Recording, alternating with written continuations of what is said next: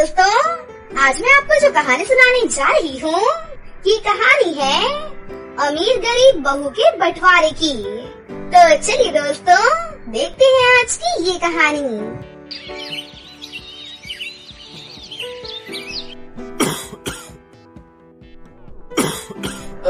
आयुष, मेरे पास आओ बेटा। जी बाबूजी, मैं यहीं पर हूँ, आपके पास। एक दिन तो सबको जाना है, मेरा भी वक्त आ गया है। मीरा, तुम भी मेरे पास आकर बैठो बेटी। अब विनोद कहाँ पर है? भैया रास्ते में है बाबूजी, बस पहुँचते ही होंगे। वो भी आ जाता तो ठीक रहता। तुम सबको एक जरूरी बात बतानी थी, कहीं उसके आने से पहले मेरे प्राण न निकल जाए। ऐसा ना कहिए पिताजी, आपको कुछ नहीं होगा। भैया भाभी बस आते ही होंगे। आएंगे, जरूर आएंगे वो, पर मेरे चले जाने के बाद, और आते ही अपना हिस्सा मांगेंगे। अच्छे से जानता हूँ उन दोनों को। तुम दोनों बहुत भोले हो और वो दोनों एक नंबर के चालाक। खैर, अब जो मैं बताने जा रहा हूँ उसे बहुत ध्यान से सुनो। मैंने इस तरह किशन लाल स्वर्ग से धार गए और उनकी बात अधूरी ही रह गई। आयुष और मीरा फूट फूट कर रोने लगी। किशन लाल के दो बेटे थे।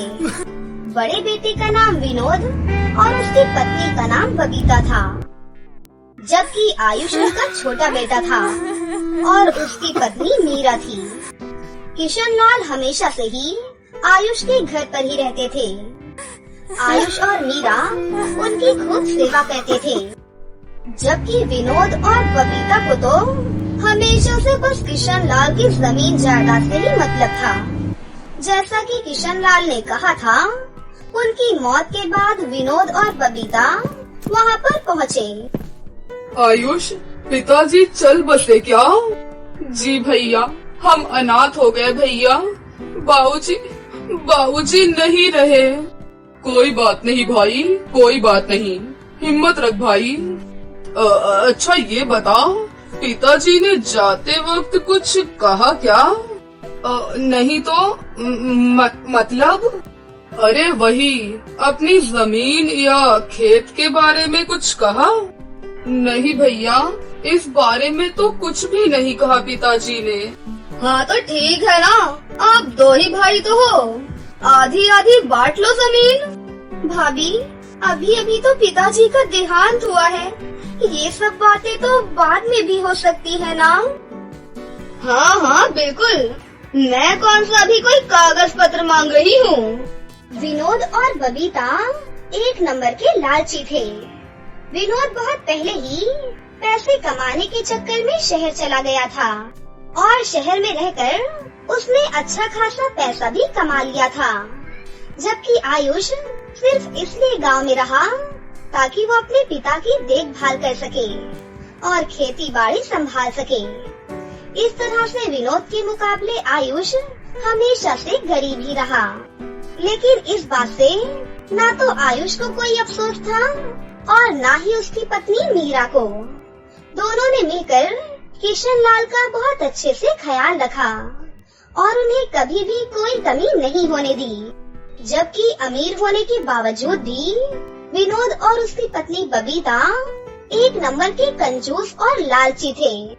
उन्होंने जीते जी तो कभी किशन लाल की सुध नहीं ली, लेकिन अब उनके देहांत के बाद अपना हिस्सा मांगने जरूर पहुंच गए थे।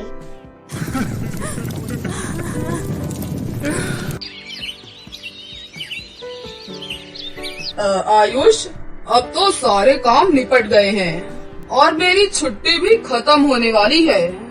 अब जरा बंटवारा कर लेते हैं। भैया, बंटवारा करना जरूरी है क्या? और नहीं तो क्या आयुष भैया, आप तो रहते ही गांव में हो, अपने जमीन की देख रेख कर ही लोगे, और हम शहर से कहाँ आते रहेंगे बार बार। इतना टाइम थोड़ी नहीं होता हमारे पास। अब बंटवारा हो जाए तो हम अपने हिस्से की जमीन बेचकर निश्चित हो जाएं और फिर चले जाएंगे वापस। भाभी, तो क्या गांव से कोई नाता नहीं रखोगी आप? अब यहाँ गांव में है ही क्या मीरा? पहले पिताजी थे तो फिर भी आना जाना हो जाता था। अब क्या करना है यहाँ आकर? बबीता और विनोद ने जिद ठान ली थी कि बंटवारा तो होकर ही रहेगा। और फिर बंटवारे से ठीक एक दिन पहले। सुनो जी। हाँ हाँ बताओ। मेरे पास एक कमाल का आइडिया है। अगर हम कुछ ऐसा करें कि आयुष अपनी जमीन भी हमें बेच दे तो कैसा रहेगा? पर वो अपने हिस्से की जमीन हमें क्यों बेचेगा? और हम क्या करेंगे इतनी सारी जमीन का? हम क्या करेंगे मतलब? अरे सारी जमीन बेच बाच कर शहर में बढ़िया घर और चमचमाती हुई गाड़ी लेंगे और क्या।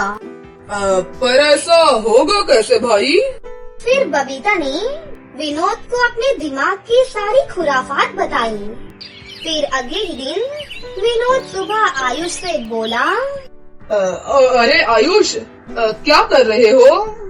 खेत जा रहा हूँ भैया, बीज बोने हैं। अच्छा, तो तुम मेरे साथ तहसील नहीं चलोगे क्या? तहसील? वहाँ क्यों जाना है भैया? अरे वो पिताजी का मृत्यु प्रमाण पत्र लेकर जमीन अपने नाम ट्रांसफर करवानी पड़ेगी ना। ओह भैया, आप ही देख लो ना ये सब। मुझे वैसे इन सब के बारे में क्या पता। चलो ठीक है, मैं अपने हिसाब से ही देख लूंगा। भोला भाला आयुष विनोद पर बहुत भरोसा करता था। आखिर दोनों सगे भाई थे। उधर बबीता और विनोद तो यही चाहते थे कि आयुष उनके साथ ना जाए। बबीता और विनोद उस दिन तहसील के बहाने सारा दिन घूमते रहे और फिर शाम को अपने प्लान के मुताबिक वो घर में दाखिल हुए। अरे भैया भाभी, आ गए आप लोग? थक गए होंगे ना, पूरा दिन लग गया आज तो। अरे पूछो मत, पूरा दिन धूप में परेशान हो गए। और हासिल क्या हुआ? ढेला। ढेला ही मिलेगा ना, पिताजी ने हमारे लिए कुछ भी नहीं छोड़ा। कुछ नहीं छोड़ा मतलब?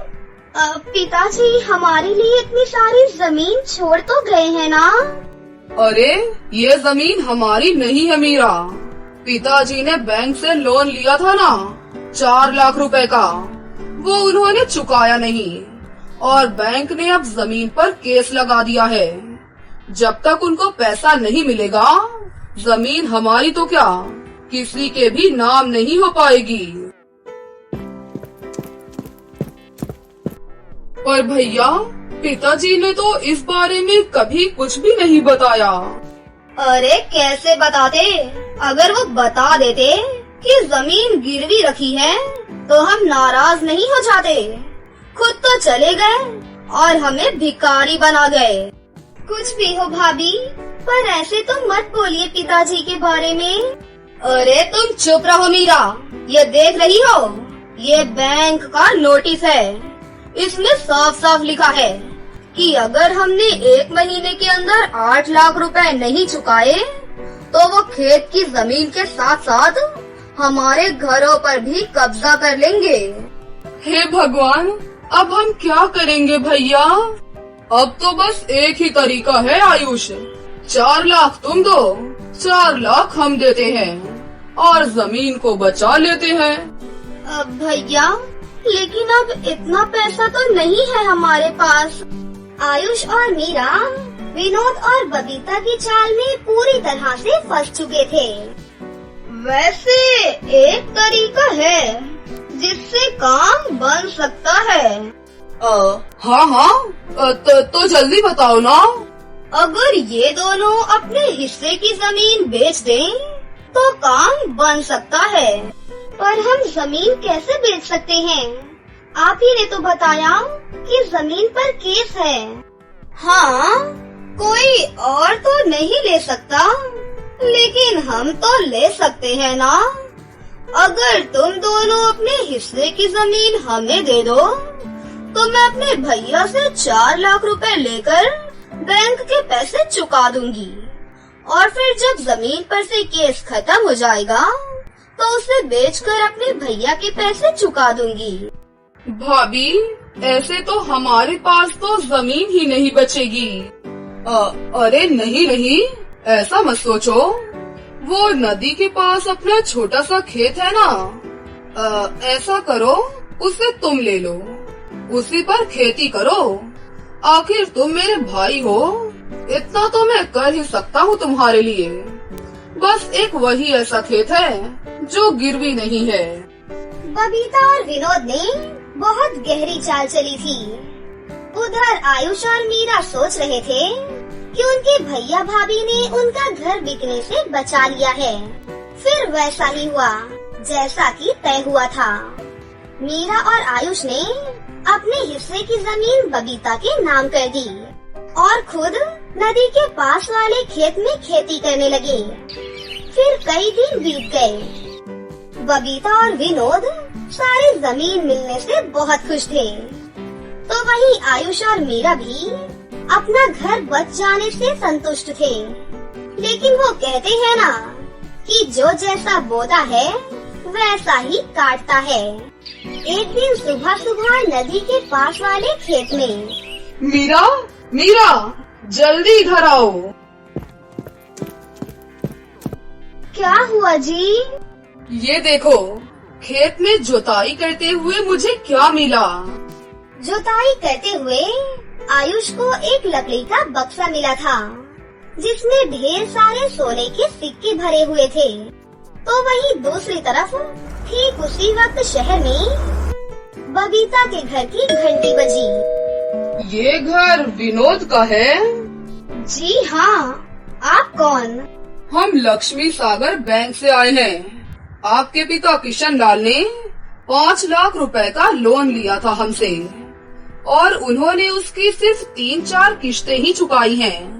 हम गांव में आपकी खेती की सारी जमीन अपने कब्जे में ले चुके हैं और उसकी नीलामी करेंगे। अगर आप चाहते हैं कि हम ऐसा ना करें तो आपको सूद समेत कुल 10 लाख रुपए भरने पड़ेंगे, वो भी 3 महीनों के अंदर। विनोद आए तो उन्हें ये बात बता देना। बबीता को ये समझ नहीं आ रहा था कि आखिर ये सब क्या हुआ और कैसे हो गया।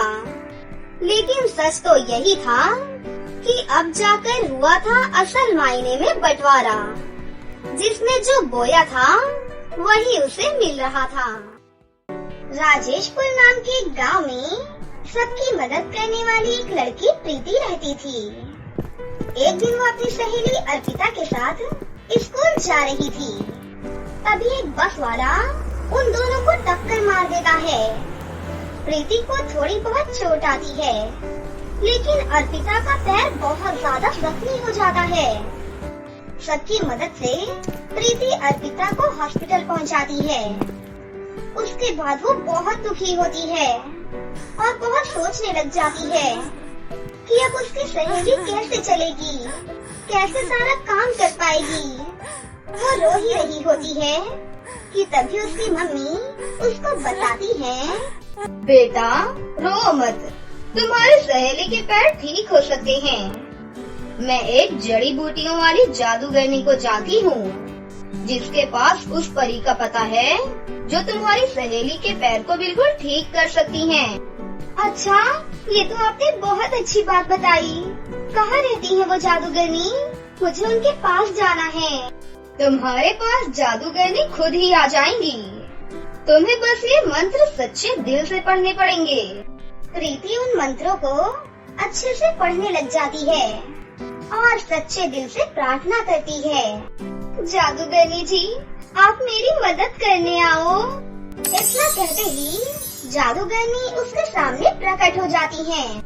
क्या बात है, तुमने मुझे क्यों बुलाया? जादूगरनी जी आप मेरी मदद करिए। मैं और मेरी सहेली स्कूल जा रही थी, तभी एक बस वाले ने हमें टक्कर मार दी। मैं तो बच गई, लेकिन मेरी सहेली अर्पिता के दोनों पैर कट गए। अभी तक उसको होश भी नहीं आया है। तुम्हारी सहेली अर्पिता को होश में लाने का काम तो मैं कर दूंगी, लेकिन उसके पैर वापस लाने के लिए हमें रानी परी की जरूरत पड़ेगी। जादूगरनी अर्पिता के सर पर हाथ फेरती हैं और कुछ मंत्र पढ़ती हैं। फिर अर्पिता को होश आने लग जाता है। उसके बाद जड़ी बूटियों वाली जादूगरनी अपने झोले से कुछ जड़ी बूटियाँ निकालकर प्रीति को देती हैं। प्रीति, तुम इन जड़ी बूटियों को पानी में मिलाकर अर्पिता को पिला दो। उसके बाद प्रीति जड़ी बूटियों को पानी में डालकर अर्पिता को पिला देती है। जैसे ही अर्पिता पानी पीती है, वैसे ही उसके सारे घाव खत्म हो जाते हैं और उसे अपने शरीर में शक्ति महसूस होने लगती है। लेकिन अर्पिता फिर भी उदास हो जाती है और रोने लग जाती है। अरे मेरे पैर कहाँ गए? अर्पिता, तुम्हारे दोनों पाँव तो कट गए हैं। तुम इतने दिन हॉस्पिटल में थी, तुम्हें तो होश भी नहीं था। आज जब तुम्हें तुम्हारे घर के लिए हॉस्पिटल से छुट्टी मिली, तो मैं इन जादूगरनी जी को तुम्हारे पास ले आई ताकि तुम होश में आ जाओ। तुम चिंता मत करो, तुम्हें तो खुश होना चाहिए कि ऐसी सहेली तुम्हारे साथ है। अब हम दोनों रानी परी के पास जाएंगे और वो तुम्हारे पैर वापस लौटा देंगी। ऐसा कहकर प्रीति और जादूगरनी दोनों आसमान में उड़ जाती हैं और परीलोक में पहुंचकर रानी परी के महल में जाती हैं। हे दयालु रानी परी जी, हमें आपकी मदद की जरूरत है। ऐसा कहकर जादूगरनी रानी परी को सारी बातें बता देती है। रानी परी एक सुंदर और चमकीली सी ड्रेस जादूगरनी को दे देती है। ये ड्रेस ले जाओ। जैसे ही प्रीति की सहेली अर्पिता इस ड्रेस को पहनेगी, उसके दोनों पैर वापस आ जाएंगे। ये लो, मेरी तरफ से ये जादुई ड्रेस अर्पिता को दे दो। जादूगरनी और प्रीति रानी परी को धन्यवाद देकर रानी परी के महल से चली जाती हैं और अर्पिता के घर पहुंचती हैं। घर पहुंचकर वो अर्पिता को वो जादुई ड्रेस देती है। प्रीति अर्पिता को वो जादुई ड्रेस पहना देती है। जैसे ही अर्पिता उस जादुई ड्रेस को पहनती है, उसके दोनों पैर वापस आ जाते हैं और अर्पिता बहुत खुश होती है और जादूगरनी को और प्रीता को धन्यवाद कहती है। जादूगरनी अर्पिता और प्रीति की मदद करके बहुत ही ज्यादा खुश होती हैं और वो जाने लग जाती हैं कि तभी वो देखती हैं कि उसके झोले से जड़ी बूटियाँ गायब हो गई होती हैं। अर्पिता, मेरे झोले में से जड़ी बूटियाँ कहाँ गई? मैं तुम्हारे घर पर अपने झोले को छोड़ कर गई थी ना? मुझे नहीं पता जादूगरनी जी, मेरी तबीयत पूछने मेरी चाची आई थी, शायद उन्हें कुछ पता हो। जादूगरनी अपनी आंखें बंद करके ध्यान लगाती हैं, तो उसे पता चलता है कि अर्पिता की चाची ने उन जड़ी बूटियों को चुरा लिया था। जादूगरनी अर्पिता की चाची के घर पर पहुंच जाती है और मंत्र बोलकर अर्पिता की चाची को रस्सियों से बांध देती है। तुमने मेरी जड़ी बूटियाँ अलमारी में छिपाई है ना? तुम्हारी हिम्मत कैसे हुई बिना पूछे मेरी जड़ी बूटियाँ चुराने की? मुझे माफ कर दो, मेरे मन में लालच आ गया था। मैंने सोचा कि मैं वो जड़ी बूटियों को बेच दूंगी और माला माल हो जाऊंगी। जड़ी बूटियों की शक्तियाँ देखकर मैं हैरान थी। जड़ी बूटियों ने अर्पिता के घाव भर दिए थे। मैंने सोचा अगर मैं ये जड़ी बूटियाँ बेच दूंगी तो मैं माला माल हो जाऊंगी। ये जड़ी बूटियाँ सिर्फ मेरे ही मंत्रों से काम करती हैं और किसी के नहीं। इतना कहकर जादूगरनी चाची के डंडे से पिटाई करने लग जाती हैं। इतने में ही अर्पिता और प्रीति भी वहाँ पर आ जाती हैं। जादूगरनी जी, इन्हें माफ कर दीजिए, मेरी चाची आगे से ऐसा नहीं करेंगी। प्लीज जादूगरनी जी। अगर इसने फिर से लालच किया तो मैं इसे वापस डंडे से मारूंगी। अभी मैं तुम्हारे कहने पर इसे छोड़ रही हूँ। तुम ये जादुई ड्रेस भी संभाल कर रखना और किसी को मत देना। तुम्हारी चाची एक नंबर की चोरनी है। ऐसा कहकर जादूगरनी वहाँ से चली जाती है। फिर प्रीति और अर्पिता दोनों फिर से हंसी खुशी स्कूल जाने लगती हैं। तो दोस्तों, कैसी लगी आपको हमारी ये कहानी? अगर आपको हमारी कहानी अच्छी लगी हो तो इसे जरूर लाइक करें, साथ ही हमारे चैनल को सब्सक्राइब भी कर लें और बेल आइकन को दबाना ना भूलें। मिलते हैं अगली वीडियो में। धन्यवाद।